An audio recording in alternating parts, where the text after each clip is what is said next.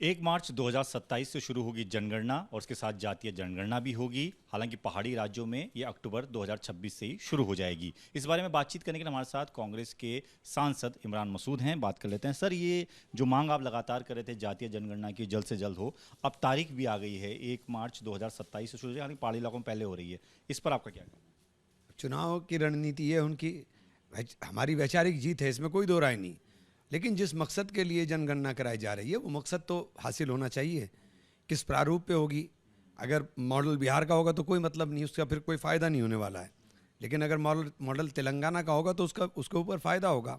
और फिर इतनी देर क्यों कर रहे हैं आप? हर चीज़ को चुनाव के आप इवेंट बनाना चाहते हो। आप इसे 27 में अभी 2 साल बाद शुरू करोगे, 29 तक आप इसे खींच कर लेके जाओगे। बीच में जिन राज्यों में चुनाव, आप उन राज्यों के हिसाब से फोकस कर रहे हो कि हम पहाड़ी राज्यों में कर देंगे। तो ये सारा का सारा चीज़ें जो हैं ये सोचनी चाहिए। कुछ काम देश के लिए होते हैं, काम देश के लिए है। आप कह रहे हैं कि जो तारीख तय की गई है और जिस तरीके से समय इसका तय किया गया वो कहीं ना कहीं चुनाव को ध्यान में रखकर। हाँ, निश्चित रूप से ये काम देश के लिए, तो देश के लिए करिए ना।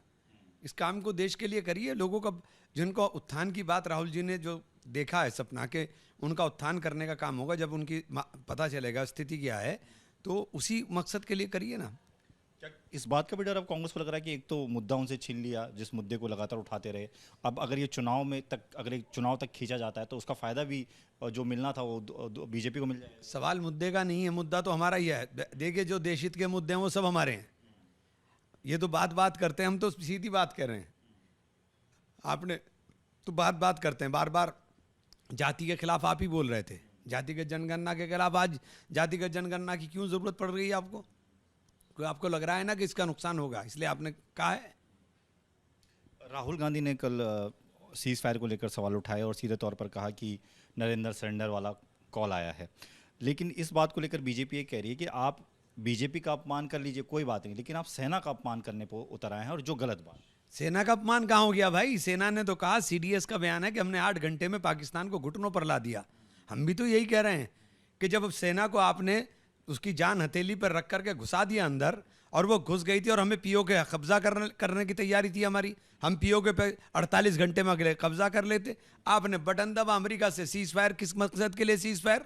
हमने क्या मकसद हासिल कर लिया? पहलगाम के कातिल मार दिए क्या हमने पीओके पे कब्जा कर लिया? क्या आपने सीज फायर कर दिया? तो इसे और क्या कहेंगे? अगर दम था, हिम्मत थी तो 1971 की तरह पाकिस्तान के 2 टुकड़े करते।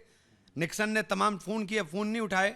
इंदिरा जी ने जंगी जहाज के बेड़े भेज दिए, उससे भी नहीं डरी इंदिरा जी, और पाकिस्तान के 2 टुकड़े कर करके हाथ में दे दिए। तो अगर दम था तो ये करके दिखाते, पीओके वापस ले लेते। सर, एक दुखद घटना भी हुई है बेंगलोर में, जहां पर आपकी सरकार भी है। स्टैम्पेड हो गया, बेंगलोर की जीती थी टीम और आज बड़ा जश्न था, लेकिन इस दौरान कई लोगों की जान चली गई। अब तक 7 लोगों की मौत हो गई है। क्या कहेंगे? बहुत दुखद है, बहुत दुखद है। ये क्यों हुआ इसकी तो बहरहाल जांच होगी, लेकिन जो लोग अपनी जान से चले गए उनके लिए बहुत ही दुख है। लेकिन सर, क्योंकि आपकी सरकार, वहाँ पर सवाल आपकी सरकार को लेकर भी उठी। सरकार कोई भी हो, देखिए ऐसा नहीं है स्टैम्पेड हुआ है तो सरकार कोई भी हो, उसकी जांच होगी, उसमें कोई बात ही नहीं।